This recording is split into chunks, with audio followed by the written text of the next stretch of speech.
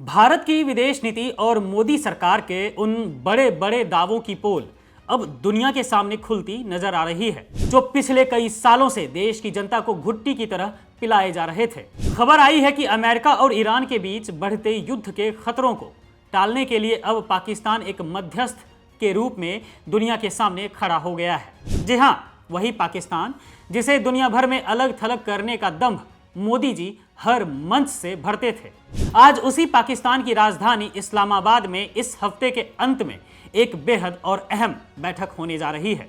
Reports के मुताबिक इस बैठक में अमेरिका और ईरान के प्रतिनिधि आमने सामने बैठेंगे और सबसे चौंकाने वाली बात यह है कि अमेरिकी प्रतिनिधि मंडल का नेतृत्व खुद अमेरिकी उपराष्ट्रपति जेडी वेंस कर सकते हैं।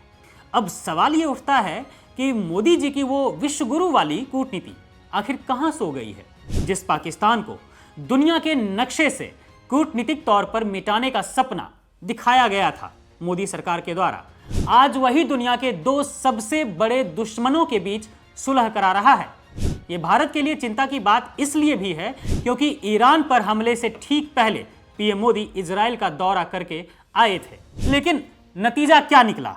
ऐसा लग रहा है कि भारत ने तो एक पक्ष को चुन लिया, लेकिन उस पक्ष ने भारत को घास तक नहीं डाली।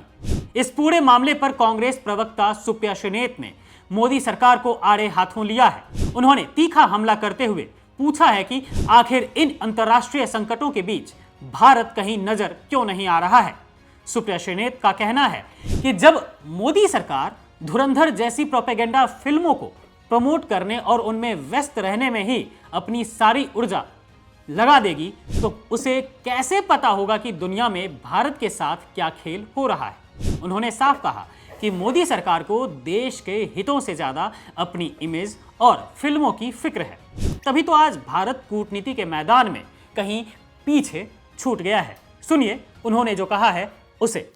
According to reports, countries like Egypt, Turkey and even Pakistan are helping diffuse the tension between America and Iran. Why don't we have a seat at that high stakes table? Or are we too busy promoting a propaganda movie like Dhurandhar or making reels with red laser eyes?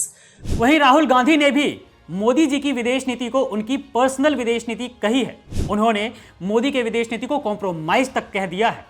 दोस्तों, मोदी जी अक्सर यह दावा करते थे कि उन्होंने पाकिस्तान को पूरी दुनिया में अकेला कर दिया है, अब तो उसे कोई पूछता तक नहीं है। लेकिन हकीकत देख लीजिए, आज दुनिया पूछ भी रही है और पाकिस्तान के पास चलकर भी जा रही है।